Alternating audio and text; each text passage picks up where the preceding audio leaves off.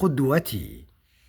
يا أبي أنت قدوة وجهتني نحو حلو المنى وخير الدروب، وقد حملت بين جنبيك نفسا تمنح الأقربين حب الحبيب.